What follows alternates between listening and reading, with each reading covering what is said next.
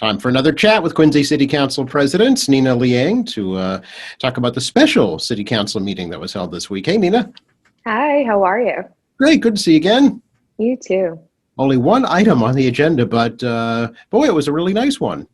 Very important one too, for sure. But yeah, so we had a special City Council meeting to appoint someone to fill out the rest of the term this year, since Councillor Kroll had left. And so it was a really exciting meeting, but again, also another reminder that unfortunately Councillor Kroll is no longer with us on the council. But it was, I think, a lot of work went into how we were going to organize this meeting. This process has been done before in the past when there had been vacancies in the middle of a term. And essentially what happens, the way the state legislation is written around this, is that if there's a vacancy in the first half of the term, meaning the first 12 months, and this is a 2-year term, that there is a special election that gets called, and so folks can, obviously go through the process of an election, and, residents of that ward, can go out and vote to appoint the next person. But if a vacancy happens in the second half, meaning the second 12 months of a 2-year term, essentially what has to happen is what happened. We need to make an appointment, and so the only qualifications for a qualified candidate, as they said in the legislation, is that it has to be a registered voter of the ward. The other option for that is it has to be the runner-up from the most recent election. So essentially, if Councillor Kroll had an opponent, that person would be the one that would be appointed. Councillor Kroll has done an amazing job and has not had anybody run against him for quite some time, which again, I think is a testament to the kind of public servant that he was. And so because there was no runner-up, again, we had to go to what's a qualified candidate. It's somebody who's a registered voter of the ward. And that was it. That was it for the sort of statute and what we had to go off of. And so in order to create the process that we did, talking with my fellow councilors, talking with Nicole Crispo in the elections department, talking with Jen Manning in the city council office, and with Jim Timmons, the city solicitor, we've worked really hard the past couple of weeks to make sure that, based off of the very limited information provided by the legislature, that we were going to put forth the most transparent process possible, right? Because this is an appointment by the city council rather than a special election by the ward. And we needed to make sure that we were doing what we could to, produce, again, the most transparent results for the ward and for the city. So that's what we ended up coming up with, was a process essentially where we had a 15-day shot clock to do this. And again, very limited time to do a lot of work to create a structure that worked best. And so, within those 15 days, we had to open up the process, which we did. We wanted to create, again, an open, transparent, engaging process. And we wanted folks who were interested to submit their resume and letter of intent by a certain time, which ended last Friday. And that gave us time to collect all the information, gave us time to review it. And then that led into the special council meeting that we had on Monday evening for the appointment. Yeah, and by the way, doing all of this during a pandemic. Yeah, I mean, but I mean, Joe, I think I've said this to you a number of times. Like, this is why I'm so, I'm constantly singing the praises of those who I'm lucky enough to work with, right? Because these kinds of things happen while all of my colleagues still have their full-time day job, and still on top of that are serving their constituents every single day, right? So it's not like a pandemic stops them from the work that happens. And you can see it from the meetings that we have, and you can see it from their engagement, with their social media mediums and their email blasts that I see that they send out. They're still doing the job as a counselor through a pandemic. And then on top of that, working to create a structure where we can appoint the next, counselor to fulfill the vacancy. I mean, so there's a lot of work that goes on behind the scenes, and I truly could not do it with, the 8 of my fellow colleagues who were here. Yeah. So was this a learning experience for you too, Nina, as council president, to go through this process? Oh, 100%. I had never done this before, and again, I think it was really helpful to coordinate, the pros and cons of different avenues with all of my colleagues, right? Seeing, okay, again, the end goal is that we create the most transparent, engaging process possible. How do we get from A to B, right? With, again, very limited sort of information from the statute, the way it's written. So, just bouncing off ideas. What has been done in the past? What was the appointment process in the past? What worked well with that process? What didn't? What can we improve upon? And so working with them, again, I had a lot of phone calls with Nicole Crispo and Jen Manning, a lot of Zoom calls, a lot of texts, and just trying to figure out, okay, step by step, what can we do? And I think one of the most helpful things I will have to say to pull all of that information together to really put forth a really good product as well, frankly, was connecting with Joe Shea. He is such a wealth of information and knowledge, and certainly when he was the clerk, it was a huge benefit to the city. And, Nikki's done a phenomenal job as well. And so again, just having him sort of, share with us his experience and what he had been through when he was the clerk was really helpful too. But again, for me as a learning experience, I think it just further demonstrated that this kind of work can't be done alone, and I really am grateful to everybody who pitched in to create this process. And I hope that we can learn from it, any kinks that need to be worked out, and can use that moving forward should there, knock on wood, be any other vacancies that ever need to be filled, whether it's during our time on the council or, in the future, if folks have to go through this process again, hopefully they can look back at the process we had and take some things from it that worked well. Yeah, there were 5 candidates you mentioned, and 2 things that stood out to me about all the candidates were, number one, they were all pretty young, and number 2, they were all nominated. They were all nominated, yes. The slate of candidates, and I will just mention their names because I think that, none of this is easy. And like you had mentioned, during a pandemic of all times, right? Stepping up to be in service to your fellow neighbors and taking on that task, again, during a pandemic, right, where you're really putting yourself out there to say, I want to do this work. I want to volunteer my time. I want to volunteer, my resources and the expertise that they're all bringing to the table. It's not an easy thing to do, and so, I want to give a shout out to all of them. Frankly, there was Anthony Andronico, there was Richard Ashe, Mary Jo Brogna, we had Kenneth Ogden and Dana Harkin. And again, the simple fact that they looked at this and said, this is an opportunity to serve my community. I want to volunteer my time and efforts and work at doing that. It's really amazing. It's really inspiring. And so it was great to see, a slate of candidates that had such different backgrounds coming to, the appointment process. And for all of them to be nominated, I think, again, is a testament to the fact that we appreciate the fact that they are stepping up to the plate on this. Again, it's uncharted territory for them, but also during a pandemic. So it's and they're all folks, they're all active in their communities in their own way already anyway. Exactly. Yeah. So I think that also is something else to think about, right? Which is that they enjoy already the work they're doing within the community so much so that they want to do even more to give back. And again, that's really inspiring. I was really excited to see so many folks. Yeah. Now I know that you actually voted for Mayor Jo Brogna. So how come? I did, yes. I've gotten to know her over the years, again, just as a really active member of the community. When I first ran for office, again, that's when I got introduced to her and got to know her and the work that she has done in the community. But more particularly, I think just what she had to offer, not only as somebody who knows the ward really well, but as somebody who has the background that she does in the medical field, not only on the executive side, but as a nurse herself. If you look at the appointment, it's to fulfill the remainder of this term, which is the remainder of 2021.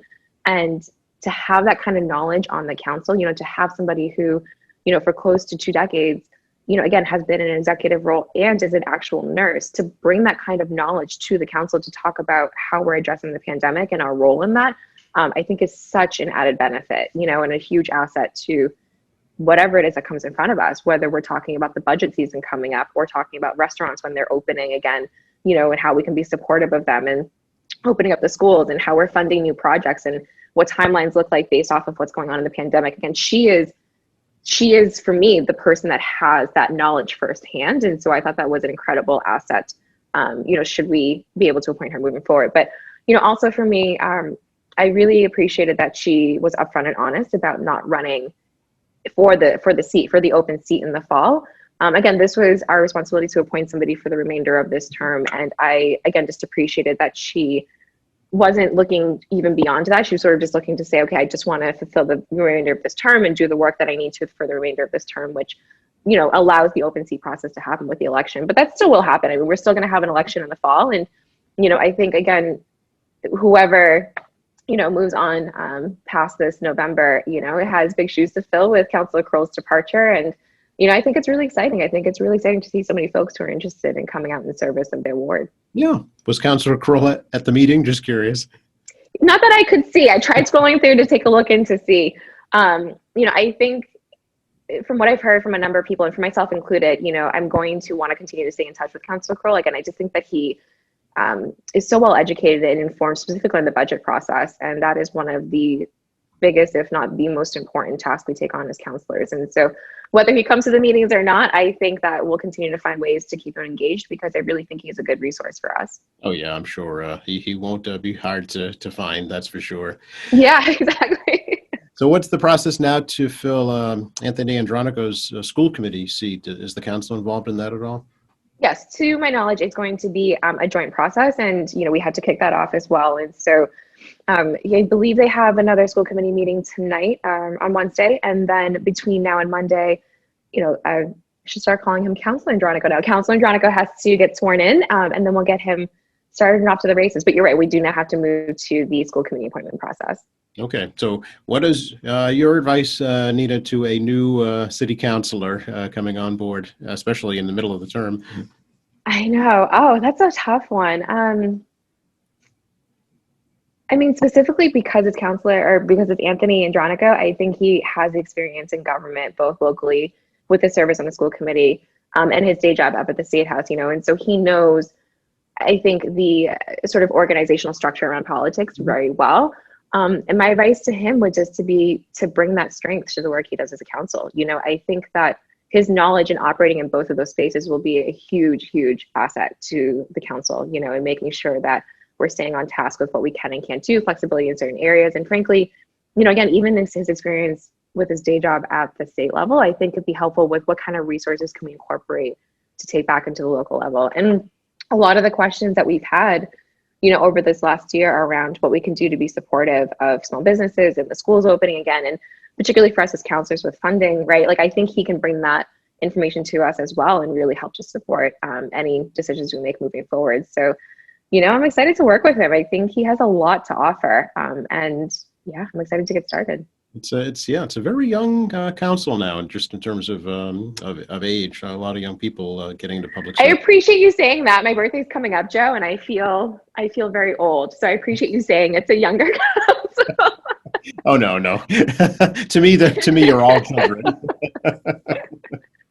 I appreciate that. No, I mean, it certainly is, and I think Anthony demonstrates that kind of energy as well. I mean, you can see it the second you meet him. You can see that he has that energy, that he has a sort of laser focus on what's in front of him as well. And I think, for me anyways, that's what I really appreciate about his personality, and that's why I'm really excited to work with him. But yeah, I think, if you take a look at our council and how it looks now, again, with Anthony coming on board as well, this is something I said last year when I got sworn in as council president. I think that we have a diversity on the council. We do. And when you say, for me anyways, what diversity means, it could be so many different things, right? And for me, for the council, when I say that, it's age, it's background, it's work experience, what their professional experience has been, what their community experience has been. And I think that's what makes our council so strong right now. And I think it also is what made us work well in being flexible with the pandemic, and Anthony, I think, is very well experienced in being flexible as well in his time leading the school committee, right? And having to, figure out how to go from in-person to remote learning, to appointing a superintendent, to leading that effort. It was all new for him as well. And he has managed all of that and done all of it very well and very successfully within just his first year in being vice chair of the school committee, right? So again, he also brings that flexibility to the council, right? And whatever it is that we need to do to make sure that our work can continue, he already is well versed in that. So I think, yeah, I'm excited. I'm excited for the makeup of this body moving forward. Yeah, it's going to be a busy February. What is on the council priority list, Nina?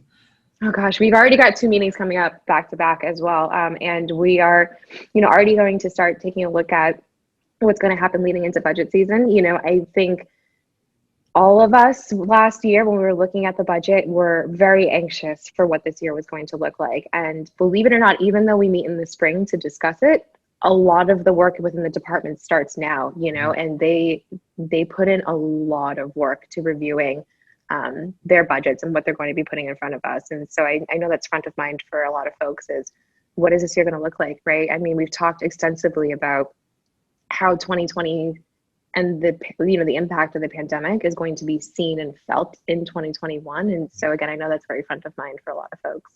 All right. Well, we will stay tuned and have our continuing conversations about that. Anything else you want to let folks know about right now? No, just that our next council meeting is next Monday.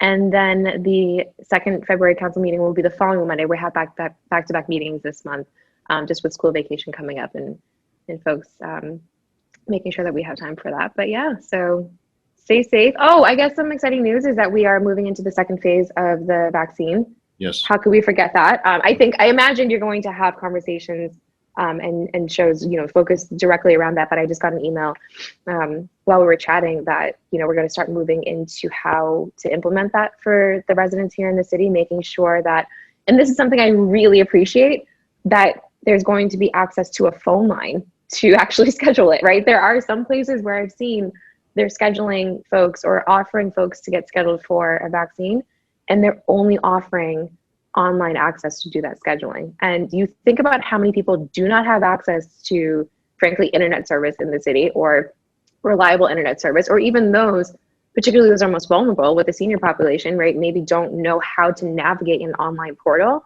For the city to put forth an actual phone number, I am super, super excited about. So yeah, we're moving into the second phase. They're working hard to make sure that we can roll this out in the city the best way possible. So I'm really excited for that.